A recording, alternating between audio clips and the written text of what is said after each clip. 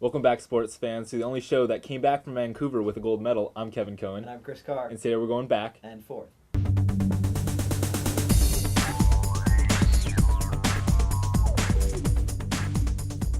Starting off with men's basketball, the Bears shipped up to Oregon this weekend and managed to hold on to the lead in the Pac-10 despite splitting. After a poor showing Thursday against Oregon State, they redeemed themselves on Saturday by defeating Oregon 64-49. With dropping one to the Beavers, though, the Bears were unable to pull away from the rest of the Pac-10 despite playing two of the teams at the bottom of the conference. And to quote the Sandlot, "You're killing me, Smalls." So, Chris, what do you think is going to need to change these last two weekends and in the Pac-10 tournament? Well, Kevin, I think the first thing that they need to do is get Jerome Randall back to the way he was playing against the Washington schools. 33 and 24 in those games. Because against Oregon State, he only was 4 for 13, so not very good there. Number two, Jamal Boykin still needs to continue to contribute like he was against the Washington schools, and that's going to be important. They need to also shoot more three-pointers and more consistently in terms of they were the leading team in three-point percentage last year, and they're returning all those guys in the perimeter, so that's going to be really important.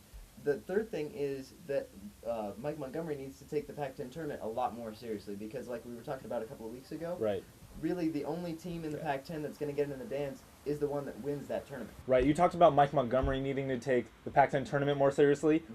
Well, for that to happen, I think everybody is going to have to take the defensive aspect of the game more seriously, okay? Against Oregon State, they really struggled with the Princeton-style offense that the Beavers run with the backdoor cuts and the backdoor screens. So I think everybody's going to need to take it upon themselves to really step up on the defensive end. And on offense, no real inside presence, so the perimeter jump shots, like you said, are going to have to fall off the shots. Evans Diamond was the site of the opening to the 2010 baseball season as the Bears took the field in a weekend series against Southern Utah. They opened in a big way, shutting out the visiting Thunderbirds 14-0, 22-0, and 10-0 in a huge sweep. That's a combined 46-0 for you math majors. The schedule will get a lot tougher down the road, but for a young team, you couldn't ask for a better start. So, Kevin, who do you look forward to seeing most this year? Well, Chris, on this one, I'm going to go with Danny O. Didn't have the opportunity to start at the beginning of last season, but once he did, batted .303, 7 homers. That's pretty good for a freshman. Sure. Now, I got to interview him last season. He's a smart guy, has a good head on his shoulders. I think he's really poised this year to make that big leap in production. Definitely, and I interviewed David Esker the other week, last week, and surprisingly enough, they're looking at Marcus Simeon being a big contributor to this team. He's moving over to shortstop, making room at second base for Brian Gwynn, and he's down at the bottom of the order, but I think he's going to be a big factor. Right. And Mark Canna as well. He's sort of like the Blake Smith of this team this year. Smith now with the Dodgers organization. Right. So he's going to be a big deal for this team going forward. And pitching wise, I think Kevin Miller because. He had a sophomore slump of sorts, but he was 6-1 with a 2.9 ERA in his freshman year, so he's going to try.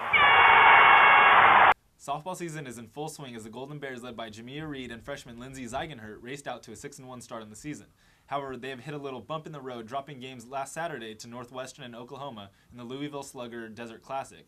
They did rebound by defeating Georgia Tech on Sunday, but Chris, what do you think has contributed to this little two-game slide in the schedule? I think a big contributing factor to that hitch is the youth of this team. You get your Jolene Henderson in the circle who's doing well, 3-1, and you have your veteran presences like Valerie Arioto and Marissa Drury, but Drury has a 7.88 ERA. Yeah. And there's a lot of freshmen and sophomores as well on this team, so they're going to have to step up a lot. Reminds me a little bit of the women's basketball team because you've got your Alexis Gray-Lawsons and your Natasha Vitals, but you also have your Denisha Stallworths and your Eliza Pierres. And with your Stallworths and Pierres, you're going to have your Jamia Reed and Franny Echevarria, and they're playing well right now, but I think they've just hit a little tough stretch because they've played such quality opponents. And like you said with the women's basketball team, they've been playing together for a while, so they've hit their stride. I think ultimately with this team, once they start playing together, they're going to hit their stride too. So I think they're going to start playing a lot better as they mature, and their youth will be less pronounced. So, well, that's the buzzer, so it looks like we're out of time. For Chris Carr, I'm Kevin Cohen. Make sure to tune back in all week to get your download for What's Up in Cal Sports.